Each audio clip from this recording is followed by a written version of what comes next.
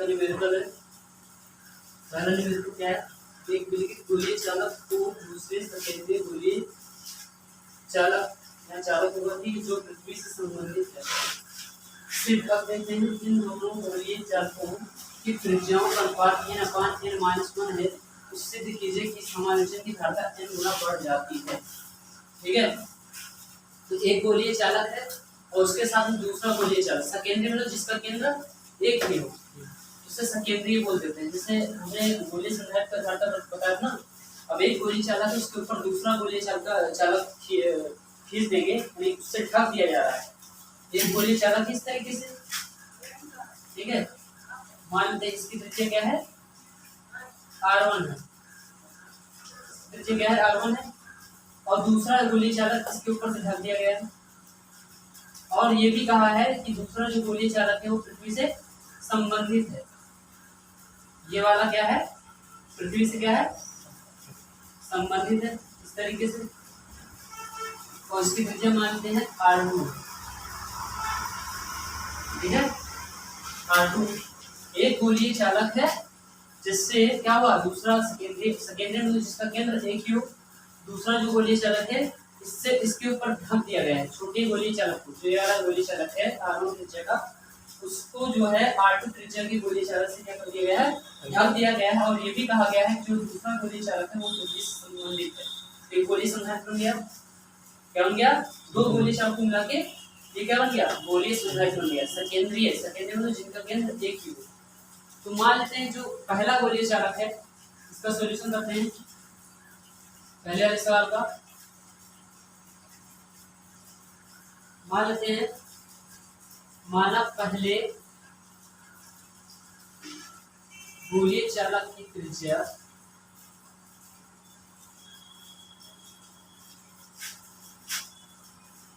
क्या है, small r1, ठीक है, स्मॉल r1, और गोलीय चालक की धारणा हमने बताया था क्या, 4πε0 त्रिज्या ar, जो भी हम त्रिज्या लेते हैं वहां पर, ठीक है, यहाँ पर r1 है, तो क्या हो जाएगा, तो धारिता क्या हो जाएगी, धारिता C1 कर लो इसको, ठीक है, 4πε0 r1, या इसको C भी रखो, ठीक है, ये इक्वेशन बन गया।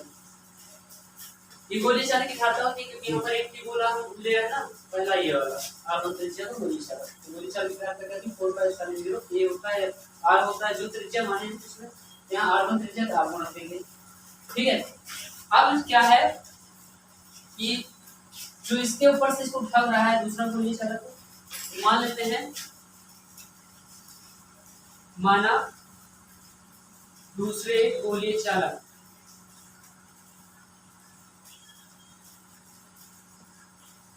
की त्रिज्या क्या है,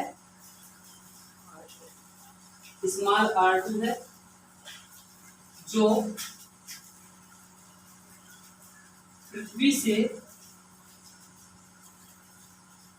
संबंधित है, पृथ्वी से संबंधित है,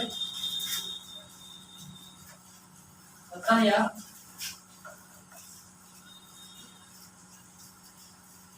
गोलीय संधारित्र क्या हो जाएगा, की तरह कार्य करेगा, ठीक है। अब गोलीय संधारित्र के फार्मूला मिलता है कि अगर हम दो गोलीय चालक थे उसे गोलीय संधारित्र बनाते हैं तो उनका जो धारिता होता है क्या होता है, 4πε0 ab/b - a, ये फार्मूला होता है। इसका कहना है क्या, b ज्यादा होगा, b क्या होगा, ज्यादा होगा, कि यहाँ पर r2 वाला से ज्यादा है तो r2 ज्यादा होगा, r2 क्या होगा, ज्यादा हो जाएगा, ज्यादा होगा ही, तो c डैश तब धारिता क्या निकलेगी, तो धारिता किसकी धारिता, गोलीय संधारित्र की धारिता जो तैयार हो रहा है, तो गोलीय संधारित्र की धारिता क्या जाएगा, इसको c डैश मान लें, c डैश पर क्या जाएगा, 4πε0 ab/4, r1 r2 ना, R1 R2 बटे R2 माइनस इतना हो जाएगा। ठीक है, क्योंकि हम जब फार्मूला निकालते हैं तो जैसे यहाँ पर टोटल विभव निकालते हैं, टोटल विभव हम क्या निकालते हैं कि 1/4πε0, ठीक है, 1/4πε0 और क्या होता है 1/a माइनस 1/b होता है। इसको सॉल्व करते हैं तो ये वाला क्या बटे बटे में ऊपर चला जाता है, क्योंकि जब घाटा निकालेंगे तो फार्मूला क्या होगा c/q/b, ये बटे बटे में तो 4πε0 ऊपर चला जाएगा। ठीक है, तो ये हो जाएगा हमारा समीकरण 2। अब क्वेश्चन में कहा क्या है कि जो है इन दोनों गोलीय चालकों की त्रिज्याओं का अनुपात n/n-1 है। तो ये बताओ इसमें n ज्यादा होगा ना, n ज्यादा होगा n-1 कम होगा, क्योंकि तभी तो n-1 किया गया है, इसका मतलब n ज्यादा है। ठीक है, प्रश्नानुसार चलेंगे। प्रश्नानुसार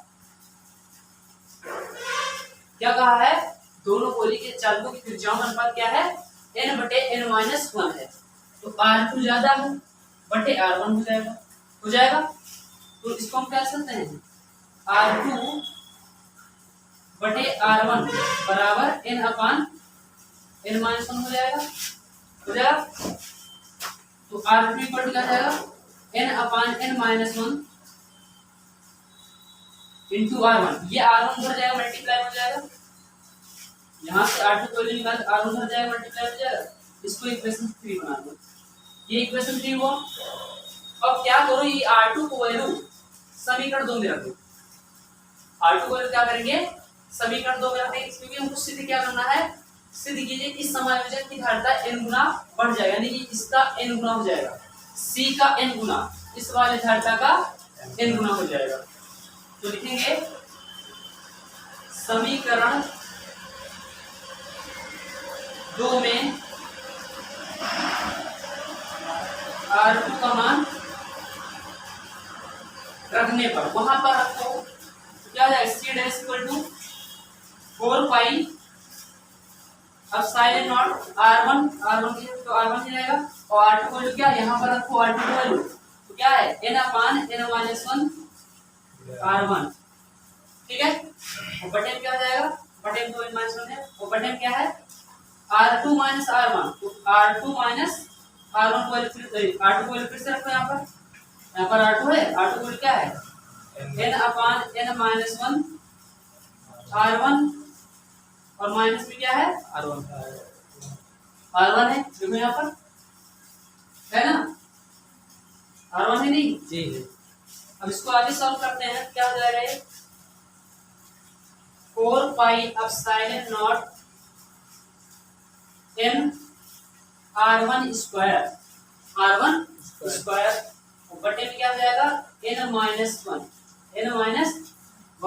यहाँ पर क्या करो एलसीएम लो, यहाँ एक मान लो, एक और n-1 का एलसीएम लो, एक और n-1 का एलसीएम ले n-1 हो जाएगा, और क्या हो जाएगा 1 इधर मल्टीप्लाई क्या हो जाएगा R1 इसके साथ है तो n-R1 हो जाएगा, n-R1 माइनस n-1 R1 होगा ना, यहाँ पर इधर मल्टीप्लाई एलसीएम किया गया। ठीक है, एलसीएम लेंगे तो क्या होगा इधर मल्टीप्लाई। ठीक, अब इसको आगे सॉल्व करेंगे तो क्या होगा C dash 4 pi epsilon not n/r1 square बटे में क्या है n-1 बटे में। अब देखो यहाँ से एक काम करो, R1 कॉमन ले लो, R1 कॉमन ले लेंगे, R1 बटे n-1 कॉमन, तो अंदर क्या बचेगा, यहाँ पर बच जाएगा n और माइनस n, और ये मान से मान क्या +1 हो जाएगा। यहाँ से हमने R1 कॉमन निकाल लिया, n और माइनस ब्रैकेट खुलेगा तो माइनस n हो जाएगा, माइनस 1 क्या +1 हो जाएगा। तो यहाँ n से n क्या हो गया कैंसिल हो गया, और एक R1 से एक R1 यहाँ कैंसिल हो गया, और n-1 से n-1 कैंसिल हो गया। अब बचा क्या यहाँ पर C dash equal to 4 pi epsilon naught n, यहाँ पर एक R1 बच गया है, तो C डैश इक्वल टू क्या हो जाएगा n into 4 pi epsilon naught R1। इसको इक्वेशन 4 बनाएंगे और 4 बनाएंगे, यहाँ पर देखेंगे समीकरण 1। समीकरण 1 में देखेंगे C का वैल्यू क्या है 4 पाई एप्सिलॉन नॉट R1 है। यहाँ पर देखो, यहाँ पर रख दो वैल्यू, तो लिखेंगे समीकरण 1 से, समीकरण 1 से, समीकरण 1 से, ठीक है। सी डैश इक्वल टू क्या हो जाएगा, गुना बढ़ जाती है, तो यहाँ पर क्या था सी डैश था ना, C dash equal to n to 4 pi epsilon naught r1 और इसका वैल्यू क्या है 4 पाई एप्सिलॉन नॉट r1 का c है। तो यहाँ पर हम रखेंगे वैल्यू की जगह पर, तो सी डैश इक्वल टू क्या हो जाएगा nc हो जाएगा, यानी घाटा पहले ही n गुनी बढ़ जाएगी, ठीक है। तो हम अगला निकलता देखते हैं। अगला निकलता क्या दिया हुआ है, दिया है कि 125 छोटी बूंदों को मिलाकर एक बड़ी बूंद बनाई जाती है तथा प्रत्येक छोटी बूंद को 200 वोल्ट विभव तक आवेशित किया जाता है। तो बड़ी बूंद में विभव तथा ऊर्जा में परिवर्तन ज्ञात कीजिए, ठीक है। क्या कहा है कि 125 छोटी बूंदों को मिलाकर एक बड़ी बूंद बनाई जाती है तथा प्रत्येक छोटी बूंद को 200 वोल्ट विभव तक आवेशित किया जाता है। तो बड़ी बूंद में विभव तथा ऊर्जा में परिवर्तन ज्ञात कीजिए, ठीक है। तो यहाँ पर क्या हुआ, 125 छोटी बूंदों को मिलाकर एक बड़ी बूंद बनाई जाती है, यानी कि इसका आयतन प्रयोग में आ रहा है। तो मान लेते पहले कि माना बड़ी बूंद की त्रिज्या क्या है कैपिटल आर, माना एक बड़ी बूंद की त्रिज्या कैपिटल आर तथा प्रत्येक छोटी बूंद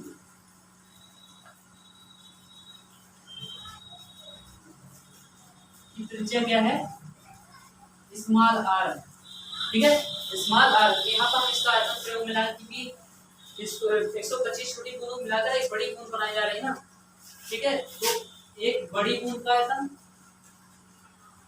एक बड़ी बूंद का आयतन बराबर हो किसके 125 छोटी बूंद है ना, गुणे 125 गुणे छोटी बूंद का छोटी बूंद का आयतन। तो बूंद क्या गोलाकार होता है, और गोले का आयतन क्या होता है 4.3 पाई आर क्यूब होता है। तो बड़ी बूंद की त्रिज्या क्या है कैपिटल आर, छोटी बूंद की त्रिज्या स्मॉल आर। तो क्या हो जाएगा यहाँ से 4.3 पाई आर क्यूब इक्वल टू क्या हो जाएगा 125 गुणे 4.3, इसका त्रिज्या क्या स्मॉल आर है, तो 4.3 पाई स्मॉल आर क्यूब। तो 4.3 पाई से 4.3 पाई कैंसिल हो जाएगा, तो आर क्यूब बराबर क्या आएगा 125 आर क्यूब। अगर आर का वैल्यू निकाल के अंदर क्या आएगा 5 आर, आर का वैल्यू कितना आ गया 5 आर, यानी कि जो बड़ी बूंद की त्रिज्या है वो छोटी बूंद की त्रिज्या की 5 गुनी है। यहाँ से क्लियर हो रहा है। अब हमको क्या चाहिए, विभव चाहिए। विभव में कितना परिवर्तन हो रहा है, विभव भी प्रत्येक बूंद छोटी बूंद पर कितना है 200 वोल्ट है, प्रत्येक छोटी बूंद पर कितना है 200 वोल्ट है। अब बड़ी बूंद पर विभव कितना हो जाएगा, ठीक है। तो अब ये गोला क्या है ना, गोला एक गोलीय चालक का कार्य करेगा, गोलीय चालक की धारिता हम प्रयोग करेंगे, ठीक है। तो एक बड़ी बूंद की धारिता जिसको हम C1 लेते हैं, ठीक है, क्या ले रहे हैं C1। अब गोलीय चालक की धारिता क्या होती है 4 पाई एप्सिलॉन, या त्रिज्या जो भी दिया हो 4 पाई एप्सिलॉन नॉट r, जो भी त्रिज्या उसमें दिया हो, ठीक है। तो हम यहाँ पर कैपिटल आर लिए, क्या जाएगा 4 pi epsilon not capital R. ये बड़ी बूंद पर क्या हो गया धारिता हो गया, और छोटी बूंद प्रत्येक छोटी बूंद की धारिता, प्रत्येक छोटी बूंद की धारिता, इसमें भी वही करेंगे C2 बराबर 4 पाई एप्सिलॉन नॉट और स्मॉल r हो जाएगा। तो छोटी बूंद की त्रिज्या हमने क्या लिया है स्मॉल r लिया है। अब हम क्या करेंगे, यहाँ पर एक बड़ी बूंद पर आवेश निकालेंगे और उसको बराबर किसके करेंगे 125 छोटी बूंद के आवेश, ठीक है। क्या करेंगे एक बड़ी बूंद पर आवेश, बड़ी बूंद पर आवेश बराबर हो किसके 125 गुणे छोटी बूंद पर आवेश। ठीक है, एक बड़ी बूंद पर आवेश बराबर 125 गुणे छोटी बूंद पर आवेश। तो हम इसको ले लेते हैं, इस पर आवेश Q1 ले लेते हैं और इस पर क्या जाएगा 125 Q2 ले लेते हैं। अब फार्मूला पढ़ा Q बराबर CV पढ़ा है। अब हमको पता धारिता विभव दिया हुआ है, धारिता हम निकाल चुके हैं यहाँ से, और R का वैल्यू कैपिटल R का वैल्यू निकाल चुके हैं। यहाँ पे रखो तो यहाँ पर क्या जाएगा C1 V1 हो जाएगा और यहाँ पर क्या जाएगा 125 C2 V2 हो जाएगा। C1 का वैल्यू क्या है 4 pi epsilon not capital R और इनटू V1 बराबर 125 गुणे C2 वैल्यू क्या है 4 pi epsilon not capital R, तो स्मॉल r है C2 का क्या है स्मॉल r। अब देखो यहाँ पर ध्यान से देखना, जो V2 का वैल्यू है प्रत्येक छोटी बूंद पर विभव दिया ना, वही छोटी बूंद वाला है, छोटी बूंद वाला है तो विभव कितना है 200, कितना है 200 वोल्ट दिया हुआ है, प्रत्येक छोटी बूंद पर विभव कितना है 200 वोल्ट।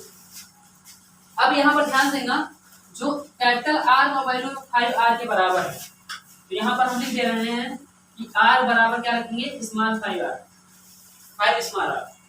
यहाँ पर रखो 4 पाई एप्सिलॉन नॉट से 4 पाई एप्सिलॉन नॉट कैंसिल हो जाएगा। यहाँ बचा क्या R इंटू V1 बराबर 125 गुणे R गुणे 200 होगा। ठीक है, R गुणे V1 125 गुणे R गुणे 200। अब R का वैल्यू यहाँ 5R रखो, कैपिटल R का वैल्यू 5R रखेंगे इंटू V1 इक्वल में क्या हो जाएगा 125 गुणे R गुणे 200 हो जाएगा। यहाँ R से R कैंसिल हो जाएगा, कैंसिल हुआ। अब इसको अगर हम V1 का वैल्यू निकालें और 25 पंचे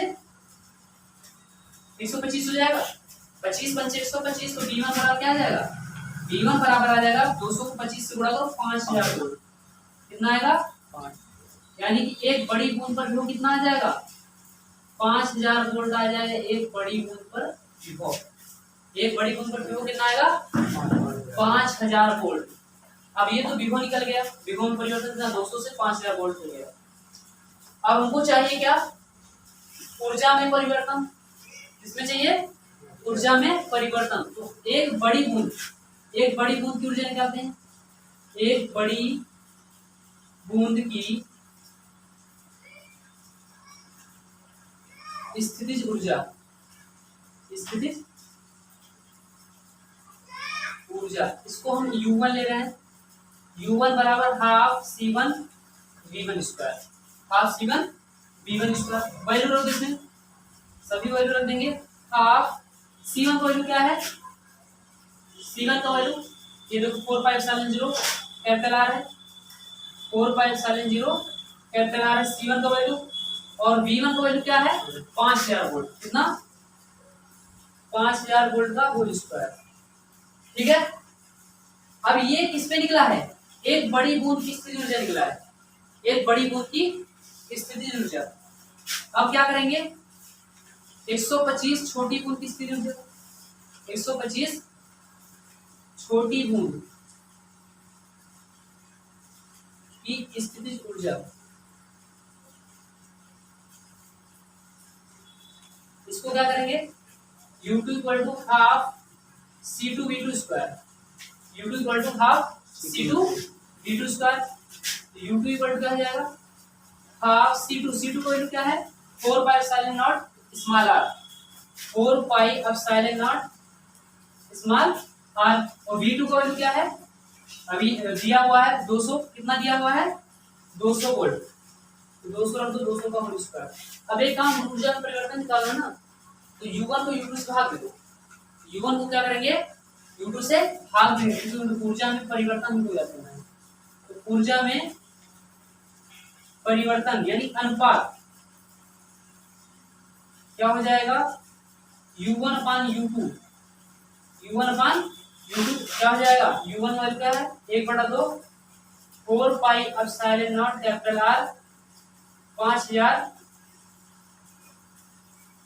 तो क्या हो जाएगा स्क्वायर हो जाएगा और बटे में क्या हो जाएगा।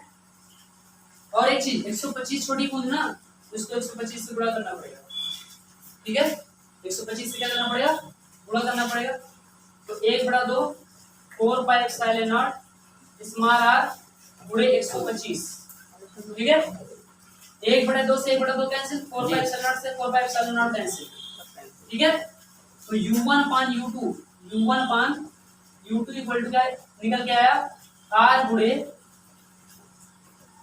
5000 का होल स्क्वायर और बटे में क्या हो जाएगा स्मॉल r 125 स्मॉल r आएगा 125 स्मॉल r और कैपिटल R का वैल्यू क्या है 5r है, कैपिटल R का वैल्यू 5r है। तो U1 upon U2 equal to क्या आ जाएगा 5r रखो यहाँ पर 5 स्मॉल r गुणे 5000 गुणे 5000 बटे में क्या हो जाएगा 125r। एक चीज यहाँ पर छूटा हुआ है 200 है, 200 का स्क्वायर है ना, 200 का स्क्वायर हो जाएगा तो 125 गुणे 200 गुणे 200 कितना हो जाएगा। अब काटेंगे r से r कैंसिल, ठीक है r से r कैंसिल 5 से इसको भाग देंगे ना 125 25 125 हो जाएगा। अब 25 से इसको काटेंगे, पहले यहाँ 0 0 काटो, इस 0 से 0 ये 0 से 0 कैंसिल, इस वाले 0 से ये वाला 0 कैंसिल और इस वाले 0 से ये वाला 0 कैंसिल और क्या हो जाएगा 25 गुना 50 हो जाएगा जी और ये वाले 2 से ये वाला 2 कैंसिल और 2 से इसको काटो तो 25 आ जाएगा। कितना आ जाएगा 25। तो U1 बटे में U2 क्या हो जाएगा 25 हो जाएगा। कितना हो जाएगा 25 यानी कि हम अगर लिखना चाहें कैसे लिख सकते हैं तो U1 होगा वो 25 गुना हो जाएगा किसका U2 का 25 गुना, यानी ऊर्जा परिवर्तन कितना हो जाएगा 25 गुना हो जाएगा U2 का U1, ठीक है। इसका अगला सवाल है चित्र में दर्शाए गए संधारित्रों में A और B के बीच कुल धारिता ज्ञात कीजिए और दिया गया जिसमें प्रत्येक संधारित्र की धारिता 1 माइक्रोफैरड है।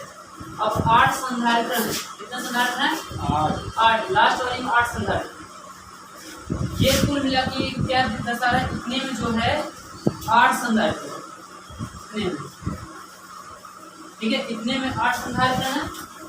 अब देखो यहाँ पर एक संधारित्र यहाँ पर 2 है यहाँ पर 4 है, प्रत्येक की धारिता कितनी है 1 माइक्रोफैरड, यानी 1 माइक्रोफैरड ये है, 1 माइक्रोफैरड ये भी है, 1 माइक्रोफैरड ये है और 1 माइक्रोफैरड ये है, 1 माइक्रोफैरड, 1 माइक्रोफैरड और 1 माइक्रोफैरड और इसमें भी जो 8 संधारित्र उसमें भी सब 1 माइक्रोफैरड।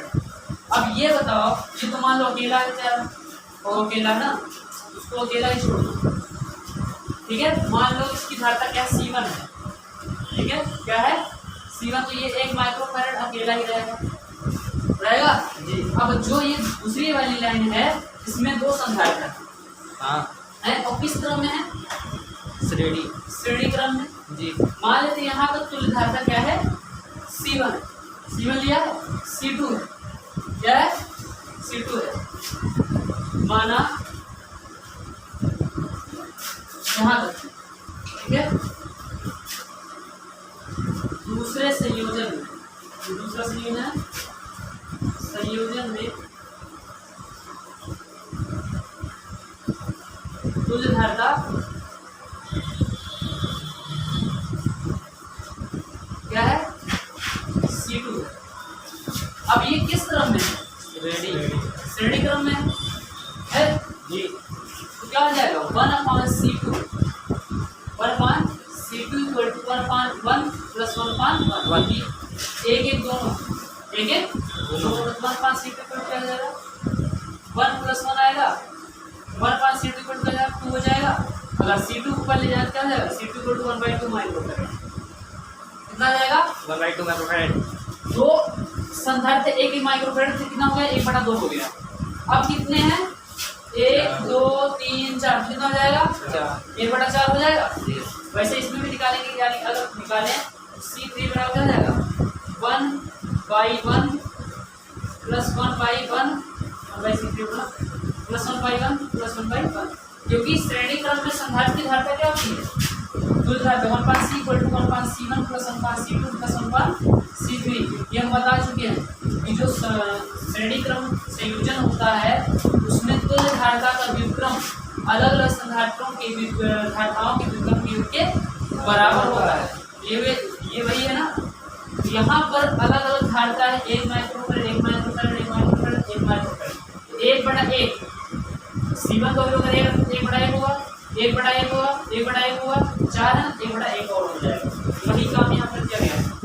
ठीक है, तो क्या हो जाएगा 1/c3 इक्वल में क्या हो जाएगा 1 + 1 + 1 + 1 1/c3 इक्वल क्या हो जाएगा 4 आएगा। तो अगर इसको C3 को ऊपर ले जाएंगे क्या हो जाएगा C3 बराबर 1 क्या हो जाएगा 4 माइक्रोफैरड 1/4 माइक्रोफैरड। यहाँ पर C2 1/2 माइक्रोफैरड, यहाँ पर C3 1/4 माइक्रोफैरड और C1 बेचारा अकेला था तो अकेला ही रहेगा 1 माइक्रोफैरड।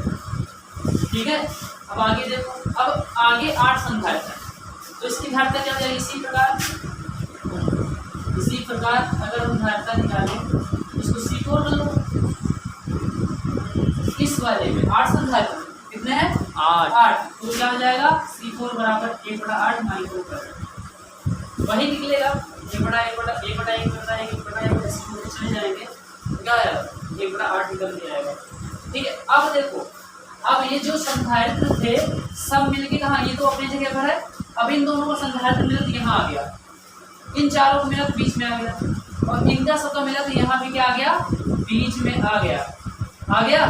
अब ये सब किस क्रम में हो गया, यानी कि अगर इसको अलग बनाएं किस तरीके से, यहाँ 1 माइक्रोफैरड है, कितना है 1 माइक्रोफैरड। ठीक है, और इसका दोनों मिलके क्या हो गया, यहाँ पर ये आ गया, यहाँ पर ये आ गया, ये कितना है 1/2 माइक्रोफैरड है ना, ये 1/2 माइक्रोफैरड। अब ये वाला मिलाओ तो ये भी क्या आ गया, यहीं पर ये आ गया है क्या 1/4 माइक्रोफैरड 1/4 माइक्रो, और ये पूरा मिला ये भी क्या आ गया यहाँ पर आ गया कितना 1/8 माइक्रोफैरड। अब ये बताइए किस क्रम में होगा, समांतर क्रम में होगा ना जी। यहाँ पर लिख देंगे अब धारिताएं C1 C2 C3 तथा C4 समांतर क्रम में हो जाएंगी अतः A व B के बीच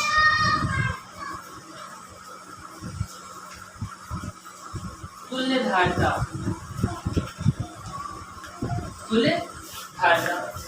C बराबर क्या हो जाएगा C1 + C2 + C3 + C4 + data. और इसमें 8 संधारित्र, लास्ट वाले 8 संधारित्र और भी आगे है। ठीक है, और भी आगे संधारित्र है, तो 8 तक हमने निकाला है, 8 तक क्या किया है निकाला है ना। C4 का क्या निकाला तो क्या हो जाएगा, क्योंकि श्रेणी क्रम समांतर क्रम में क्या होता है C छूट जाता है ना, समांतर क्रम में क्या होता था C1 + C2 + C3 ऐसा होता था। तो C1 का वैल्यू 1 माइक्रोफैरड प्लस C2 का वैल्यू 1/2 माइक्रोफैरड प्लस C3 का वैल्यू 1/4 माइक्रोफैरड और C4 का वैल्यू 1/8 माइक्रोफैरड। अब यहाँ पर ये क्या बना है, गुणोत्तर श्रेणी बना है। क्या बना है, गुणोत्तर श्रेणी। पहले इंटर में था गुणोत्तर श्रेणी 1a - r। ए क्या है प्रथम पद है, r क्या सार अनुपात है। जैसे समांतर श्रेणी में सारवंतर आता है वैसे इसमें सार अनुपात आता है। तो r का वैल्यू हम कैसे निकालेंगे, r का वैल्यू इस तरीके से देखो, a का वैल्यू पता है 1 है, a का वैल्यू 1 है, यहाँ r लिख लो। ठीक है, तो r यूज करें, r होगा तो r का वैल्यू। ठीक है, तो a बराबर 1 यूज कर रहे हैं, और अगर आर निकालें तो ये होता है द्वितीय पद भागे प्रथम पद, द्वितीय पद भागे प्रथम पद। 1/2 को 1 से भाग दोगे, आर बराबर 1/2 ही आएगा 1/2 ही आएगा। अब ये वैल्यू यहाँ पर रखो, क्या हो जाएगा, या यहाँ पर सी होगा ना, टोटल सी निकालना है तो सी हो जाएगा ऐसा आगे यहाँ पर ए का वैल्यू 1 है और बटे में 1 माइनस 1/2, ए का वैल्यू 1 और का वैल्यू 1/2 रखेंगे, क्या है सी इक्वल टू 1/1 में से 1/2 जाएगा, क्या बचेगा 1/2 ही बचेगा, क्या बचेगा 1/2 ही बचेगा। 2 क्या बटे में ऊपर चला जाएगा 2 माइक्रोफैरड आ जाएगा, यानी कि इस संयोजन में शुद्ध धारा कितनी जाएगी 2 माइक्रोफैरड। तो हमने क्या किया यहाँ पर कि जो है अकेला ये दिया था 1 माइक्रोफैरड, तो ये C1 का वैल्यू हो गया। अब इसमें 2 संधारित्र है तो 1/2 माइक्रोफैरड हो जाएगा, इसमें 4 है तो 1/4 माइक्रोफैरड हो जाएगा, क्योंकि श्रेणी क्रम में है, श्रेणी क्रम में व्युत्क्रम हो जाता है। और इसमें 8 है 1/8 माइक्रोफैरड हो जाएगा। और सबको मिलाएंगे तो ये एक क्या होंगे ऊंचाई में ऊर्ध्वाधर हो जाएंगे, यानी समांतर क्रम में हो जाएंगे। समांतर क्रम में कुल धारा का C = C1 + C2 + C3 होता है। वैसे यहाँ पर क्या C1 + C2 + C3 + C4 dot अब इसके आगे भी संधारित्र है तो हम सबका क्या है योग प्लस लगाना, सबका योग निकालना पड़ेगा, ठीक है। तो इसके लिए हमारे पास SR = A/A-R। ये क्या है प्रथम पद है, प्रथम पद 1 है, सार गुणा R क्या है सार अनुपात है, सार अनुपात कैसे निकालते हैं द्वितीय पद माइनस द्वितीय पद बटे प्रथम पद, तो 1/2 को 1 से भाग करके 1/2 ही आएगा। अब इस वैल्यू रखेंगे तो 1 यहाँ पे 1 हो गया और A - R तो 1 यहाँ पे 1 माइनस R आ जाओ 1/2 है। तो इसको हल करेंगे क्या है 1 में यहाँ 1/1 में से 1/2 गया 1/2 बच जाएगा। अब ये क्या है 1/2 बटे में 2 है हमारा बटे में ऊपर जाएगा 2 माइक्रोफैरड